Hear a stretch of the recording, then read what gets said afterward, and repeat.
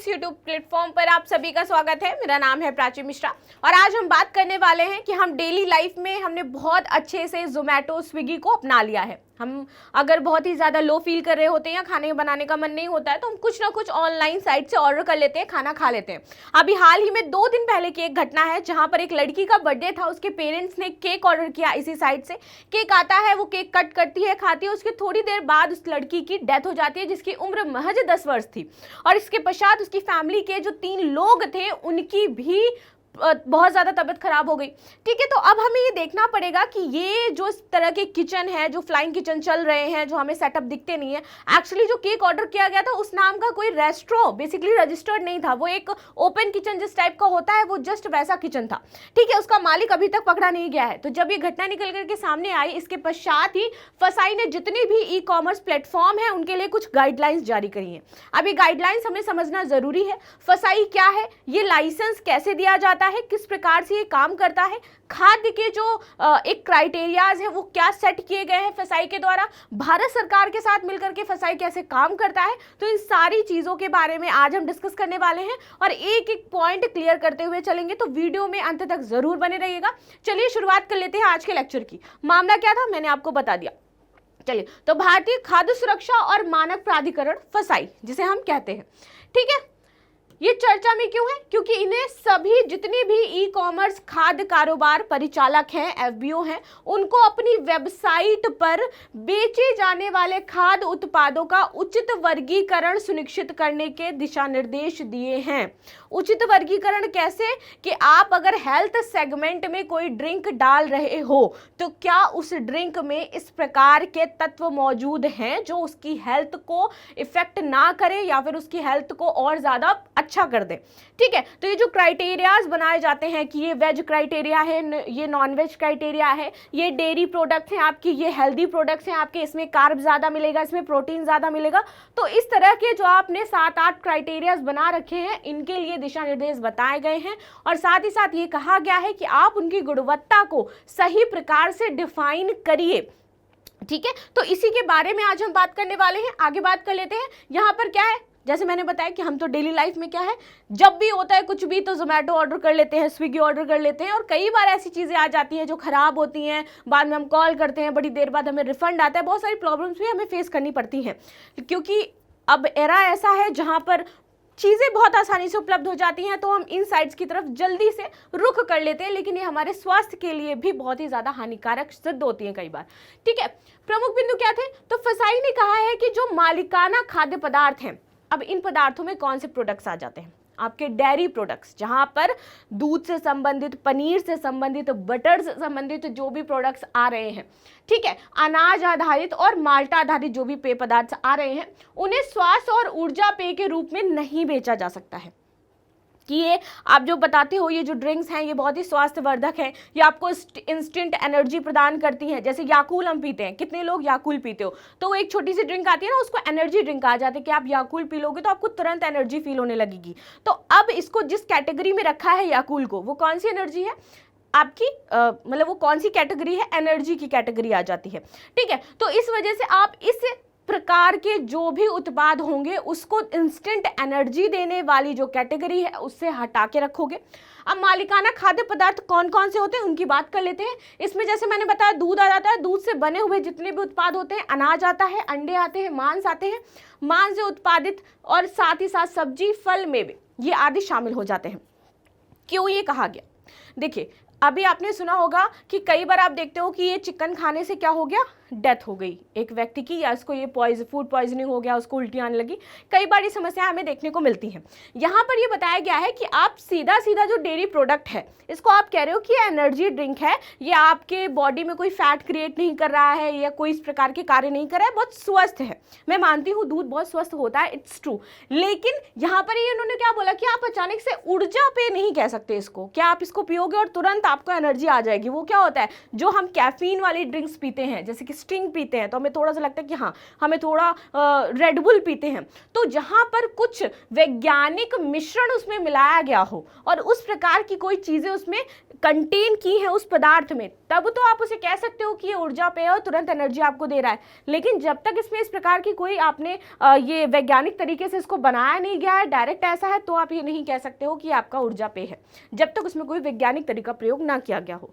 ठीक है, आ जाते हैं। और ये जो मालिकाना खाद्य पदार्थ है, यहाँ पे मालिकाना का जो अर्थ है साफ साफ ये है कि जो किसी व्यक्ति ने गाय पाल रखी होंगी, ऑफकोर्स वहाँ से दूध निकाल रहा होगा, या कोई व्यक्ति जो कार्य कर रहा होगा जहाँ से मांस आ रहा होगा उसने पाले होंगे, या फिर उसने शॉप ओपन करी होगी तो वो उसका मालिक है ना। तो या फिर अनाज जैसे कोई खेती करता है तो वो उसका मालिक है ना। तो इस प्रकार से यहाँ पर इनको डिफाइन किया गया है मालिकाना खाद्य पदार्थ के नाम से। ठीक है, तो इसको याद रखिएगा। जो भी मानवीकृत उत्पाद हैं आपके, उनके बारे में बात की जा रही है। हालांकि फसाई ने नियमों में उनके लिए कोई मानक मौजूद नहीं है, ये बताया कि इस प्रकार के कोई मानक जो है अभी तक मौजूद नहीं थे, लेकिन अब वो उनको क्या करेगा, धीरे धीरे कैटेगराइज करेगा और मानक भी उसके लिए निर्धारित करेगा। आगे बात कर लेते हैं। फसाई ने सभी ई कॉमर्स एफबीओ को सलाह दी है कि वो अपनी वेबसाइट पर क्या करें, हेल्थ ड्रिंक्स और एनर्जी ड्रिंक्स की जो श्रेणी है उसको सबसे पहले हटा दें। कि आप जो ये बेचते हो ना कि ये हेल्थ ड्रिंक है, ये एनर्जी ड्रिंक है, सबसे पहले आप इसको यहाँ से हटा दो, इस प्रकार की कोई श्रेणी मत रखो। साथ ही साथ एनर्जी ड्रिंक का जो शब्द है इसका इस्तेमाल केवल उनके लिए किया जाएगा जिसमें कुछ वैज्ञानिक तरीके से कोई मिश्रण किया गया है, या फिर उसमें कोई पदार्थ जो है जो विशेष लाइसेंस प्राप्त है और तब उसमें मिलाया गया है। विशिष्ट खाद्य श्रेणी प्रणाली का जो लाइसेंस आता है उसी के तहत ये एनर्जी ड्रिंक शब्द का प्रयोग किया जाएगा जो उस कैटेगरी में आएंगी, वरना आप ये जो है हेल्थ ड्रिंक, एनर्जी ड्रिंक, इसका सेगमेंट ही हटा दो। ठीक है, और इसके लिए यदि आपको रखना है तो एक स्पेशल सर्टिफिकेट जो फसाई है वो जारी करेगा, और जारी करने के बाद तब आप ये जो खाद्य श्रेणी है उसमें एनर्जी ड्रिंक रख सकते हो। ठीक है, तो इसके लिए क्या चाहिए आपको, अलग से एक सर्टिफिकेट चाहिए फसाई से। ठीक है, आगे बात करते हैं। यह सुधारात्मक कार्रवाई का जो बेसिकली मेन मोटो है वो क्या हो सकता है कि जो प्राकृतिक चीजें हैं, दूध क्या है, प्राकृतिक है ना, फल प्राकृतिक है ना, तो प्राकृतिक और जो कार्यात्मक गुण है उनके बारे में पारदर्शिता बढ़ाना है, उनको स्पष्ट करना है। ये नहीं कि अभी हम क्या कहते हैं कि हर चीज तो मिलावटी आ रही है, सब में तो सब कुछ मिला हुआ है। हम अगर बड़े बुजुर्ग घर में बैठे हैं, कोई सब्जी भी अगर हम खा रहे हैं तो कहते हैं कि इसमें वो वाला टेस्ट नहीं रहा जो पहले रहा करता था, चाहे वो कोई भी चीज़ हो, क्योंकि हर एक चीज़ में इंजेक्शन लगाया जा रहा है सब्जियों में। ठीक है, कई प्रकार की जो जैसे दूध हैं या एग्स जो होते हैं तो कहते हैं कि इनको कुछ खिला करके इंजेक्शन लगा करके बहुत सारे एग्स प्रोड्यूस करवाए जाते हैं, तो वो उस प्रकार के नहीं रहते हैं। ठीक, तो वही यहाँ पर बताया गया कि जो उसके जो प्राकृतिक गुण हैं, यदि दूध के कुछ प्राकृतिक गुण हैं, यदि जूस के कोई प्राकृतिक गुण हैं, यदि फल के कोई प्राकृतिक गुण हैं, तो उनकी कार्यात्मक गुणों के बारे में लोगों को पारदर्शिता बढ़ाई जाए। इस वजह से ये कार्य किए जा रहे हैं जिससे उपभोक्ता को भ्रामक जानकारी ना मिले। क्यों, अगर मान लीजिए कई बार होता है कि कहते हैं ना स्टिंग पी लो, अगर लो फील कर रहे हो तो स्टिंग पी लो, आपको तुरंत एनर्जी आ जाएगी, या फिर आप रेड बुल पी लो, आपको तुरंत एनर्जी आ जाएगी। क्या आपको ये पता है कि रेड बुल ने अपनी ब्रांडिंग कैसे करी थी? जस्ट अ शॉर्ट स्टोरी जो मैं अभी आपको बताना चाहती हूँ, शायद आपको अच्छी लगे। उसने क्या किया था, जब रेड बुल लॉन्च हुआ तो रेड बुल बहुत ज़्यादा चल नहीं रहा था। देन उसने खाली कैंस जो थे उनको हर एक डस्टबिन में जाकर के डाल दिए। ये उसका ब्रांडिंग स्ट्रेटजी था। जब लोगों ने देखा कि हर जगह एक रेड बुल का डिब्बा दिखाई दे रहा है, बहुत सारे कैंस दिखाई दे रहे हैं कि आखिर है कैसे, मुझे भी एक बार ट्राई करना है, तो जस्ट ट्राई में वो इतना ज़्यादा फेमस हो गया और ऑल ओवर द वर्ल्ड जो है आप रेड बुल को देख रहे हो और बहुत अच्छी ब्रांड बन गया है वो। तो उसने जो अपनी ब्रांडिंग शुरू करी कुछ इस प्रकार से शुरू करी, तो ऑफकोर्स ये भ्रामक तरीका था, एक लोग इससे भ्रमित हुए कि हाँ ये ऐसा करता है।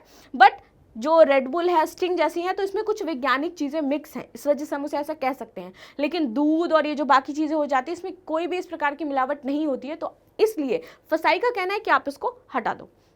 ठीक है, खाद्य सुरक्षा और मानक अधिनियम 2006 की यदि बात करें तो ये क्या करता है, खाद्यों से संबंधित जो भी नियम कायदे कानून होंगे उसको समेकित करता है और खाद्य पदार्थों के लिए विज्ञान आधारित जो मानक हैं उनको तैयार करता है। यही इसका उद्देश्य है। ठीक है, बेसिकली आगे बात करें तो यह विनिर्माण, भंडारण, वितरण, विक्रय और आयात को विनियमित करता है। साथ ही साथ भारतीय खाद्य सुरक्षा और मानक प्राधिकरण की स्थापना करना, ये इसका मेन उद्देश्य है। मानव उपभोग के लिए सुरक्षित और स्वास्थ्यप्रद खाद्य की उपलब्धता सुनिश्चित करना, इस प्रकार से ये कार्य कर रहा है। आगे बात करें, यह विभिन्न अधिनियमों और आदेशों को समेकित करता है, जैसे कि खाद्य अपमिश्रण निवारण अधिनियम 1954 इसके तहत आते हैं।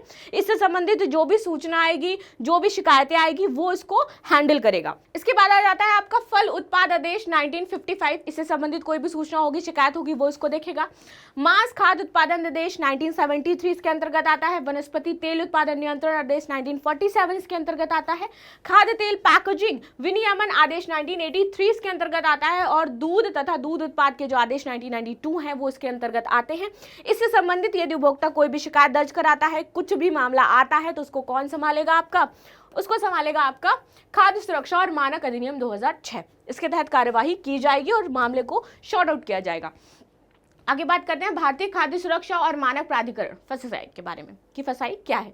फसाई बेसिकली 2006 में आया अधिनियम, जैसे मैंने आपको बताया। इसका मुख्यालय जो है वो दिल्ली में है। ये कार्य किसके साथ मिलकर के करता है? तो भारत सरकार के स्वास्थ्य और परिवार कल्याण मंत्रालय है, इसका प्रशासनिक निगरानी में संचालित किया जाता है। किसको? फसाई को। लेकिन एक बहुत ही हार्श रियलिटी जो है वो मैं आपको बताना चाहती हूँ। जितने भी रेस्टोरेंट्स हैं, जितने भी आप रेस्टोरेंट्स अपने आसपास देख रहे हो, ठीक है, तो फसाई के जो लाइसेंस होते हैं वो 3 टाइप के बनते हैं। 3 टाइप के कैसे बनते हैं? आपके पास उनका कोई कॉन्ट्रैक्टर आएगा। अगर आप रेस्टोरेंट ओपन करना चाहते हो, आप रेस्टोरेंट ओपन करोगे तो आपको फसाई का लाइसेंस जरूरी है, जरूरी चाहिए ही चाहिए, ठीक है। अगर उस एरिया कोई ऐसा एरिया है तो वहाँ पे आपको एमसीडी का लाइसेंस भी चाहिए। तो फसाई का लाइसेंस बेसिकली वो आते हैं आपके पास और आपसे कहते हैं कि आपको लाइसेंस बनवाना है। वो क्या होते हैं? बीच के कॉन्ट्रैक्टर, जो हम कह सकते हैं कि ब्रोकर टाइप जो होते हैं, वो आएंगे कि हम इतने में आपका लाइसेंस बनवा देंगे, ठीक है। तो कई बार वो लाइसेंस आपका 1000 रुपये में बन जाता है। लेकिन अगर रियल में आप अथॉरिटी लेकर के लाइसेंस बनवाने जाओगे तो क्योंकि उसमें टाइम इतना ज़्यादा वेस्ट होता है, वेस्ट ही कहूँगी, क्योंकि वो जो प्रोसेस है वो बहुत ज़्यादा स्लो है। इतने दिनों में तो उसका रेस्टोरेंट ओपन हो जाएगा।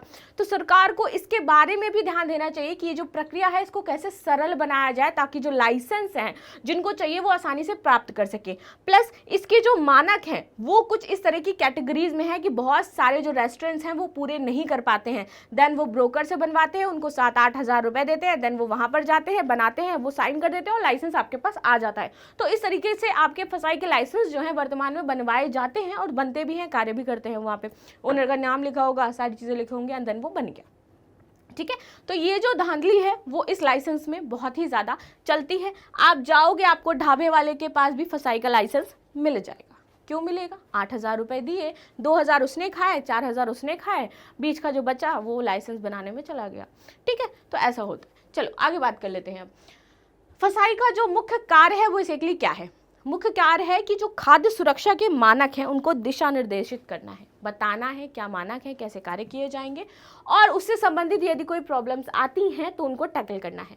लाइसेंस देता है, प्रमाणन देता है ये कि आप क्या है इसको बेच सकते हो या नहीं बेच सकते हो, जितने भी खाद्य व्यवसायी हैं उनको। नीति निर्माण में सरकार को सलाह भी देता है फसाई, ठीक है। खाद्य उत्पादों में संदूषकों की जानकारी जुटाकर जोखिम की पहचान भी करता है और खाद्य सुरक्षा तथा खाद्य मानकों के संबंध में लोगों को जागरूकता भी फैलाता है। अगर आपको पता तो हाल ही में एक मैगी का केस सामने आया था कि मैगी में कोई ऐसा केमिकल है जिसकी मात्रा कम होनी चाहिए लेकिन वो ज़्यादा हो गई थी।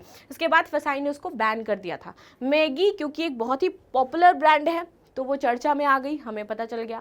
लेकिन जो लाइसेंस ऐसे नॉर्मल चीज़ें होती हैं और जो बन जाते हैं, उनकी कई सारे केसेस ऐसे होते हैं जो हमें पता चलते ही नहीं है कि एक्चुअली उसमें क्या हुआ है या क्या प्रॉब्लम्स चल रही हैं, और उनको हम उसी तरीके से लेकर के कंज्यूम करते रहते हैं, जो हमारी कहीं ना कहीं इंटरनल हेल्थ को डे बाय डे डैमेज करते हैं, ठीक है। आगे बात करेंगे फसाई से लाइसेंस प्राप्त करने के लिए पात्रता मापदंड क्या है, इन्हीं की मैं बात कर रही थी।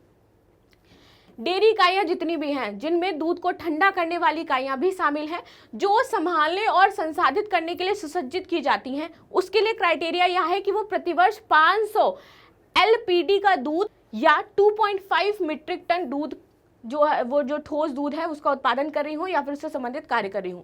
यदि वनस्पति तेल से संबंधित कोई इकाई लगाई जा रही है तो वे इकाइयाँ क्या करती हो, विलायक निष्कर्षण की प्रक्रिया के माध्यम से वनस्पति तेल का उत्पादन करती हैं। या तेल निकालने वाली इकाई सहित रिफाइनरियाँ हैं तो उनका 12 लाख वार्षिक टन जो टर्नओवर है वो होना चाहिए। वध इकाइयाँ यानी कि जो लोग पशुओं को मार रहे हैं या उससे संबंधित उन्होंने इकाइयाँ लगा रखी हैं तो उनके पास बड़े जानवर 2 तक होने चाहिए और छोटे जानवर 10 तक।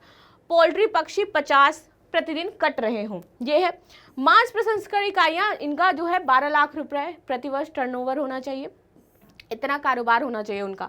खुदरा विक्रेता और रिपैकर से सभी खाद्य प्रसंस्करण इकाइयां जिनकी 12 लाख रुपए तक की वार्षिक टर्नओवर हो, उनको ये दिया जाता है फसाई का लाइसेंस। ठीक है। खाद्य सुरक्षा प्रदर्शन बोर्ड की यदि मैं बात करूं तो फसाई विनियमन के अनुसार खाद्य परिसर में फसाई लाइसेंस और पंजीकरण संख्या प्रदर्शित करना अनिवार्य होता है, जो आपको दिया जाता है। और खाद्य सुरक्षा प्रदर्शन बोर्ड सूचना प्रद बोर्ड है, जिसके द्वारा प्राथमिक रूप से जो एफबीओ हैं उनके द्वारा अपने प्रतिष्ठानों में खाद्य सुरक्षा व स्वच्छता पद्धतियों का प्रदर्शन किया जाता है। आगे बात करते हैं। हर एक जो भी खाद्य है उसका एक रंग बताया गया है, रंग यहाँ पर डिफाइन किया गया है, तो उसको भी हम समझेंगे। उपभोक्ताओं द्वारा आसानी से पहचान करने के लिए खाद्य कारोबार में विभिन्न प्रकारों के लिए रंग संकेत दिए गए हैं। जलपान की यदि बात करें तो इसका क्या हो जाता है, कुछ ब्लूइश टाइप का होता है। मांस की बात करें तो रेड होता है, यहाँ पे वॉयलेट टाइप का हो जाएगा, ये ब्राउन होगा। मदिरा खुदरा विक्रेता का भंडारण का येलो होता है। फल और सब्जी के लिए ग्रीन होता है, दुग्ध के लिए ब्लू होता है। खुदरा भंडारण की यदि बात करूं तो इसका ग्रे होगा। परिवहन एवं वितरण की बात करूं तो ये भी ग्रीनिश टाइप का, जो आपका मेहंदी कलर आप समझ, ऑलिव ग्रीन, ये हो जाता है। एंड देन विनिर्माण का यहाँ पर ब्लू हो जाता है, sky blue types, dark blue. ठीक है, तो ऐसे यहाँ पर रंग आपके दिए गए हैं। आगे बात कर लेते हैं अंत में प्रश्न की कि भारतीय खाद्य सुरक्षा और मानक प्राधिकरण यानी कि फसाई के संदर्भ में निम्नलिखित कथनों पर विचार कीजिए। आप लोग आंसर बहुत कम अटेम्प्ट करते हो, तो प्लीज़ ज़्यादा से ज़्यादा आंसर अटेम्प्ट करो, मुझे कमेंट में अपने आंसर्स दिया करो। जो भी आपकी क्वेरी हुआ करे आप पूछा करो, क्योंकि मैं सबकी कमेंट पढ़ती हूँ, लाइक भी करती हूँ। तो जो आपकी क्वेरी हो आप पूछे, नेक्स्ट डे क्लास में आकर के मैं उसे क्लियर करूंगी। ठीक है। पहला क्या है, इकाई स्थापना खाद्य सुरक्षा और मानक अधिनियम 2006 के तहत की गई है। यह भारत सरकार के स्वास्थ्य एवं परिवार कल्याण मंत्रालय की प्रशासनिक निगरानी में संचालित होता है। इसका मुख्यालय कहाँ है, मुंबई में है। उपयुक्त में से कौन से कथन सही है, केवल 1 और 2, केवल 2 और 3, 1 और 3, 1, 2 और 3। तो मुझे कमेंट में आंसर अवश्य देना। मिलते हैं नेक्स्ट क्लास में, तब तक के लिए धन्यवाद। लाइक शेयर सब्सक्राइब करना बिल्कुल भी ना भूलें।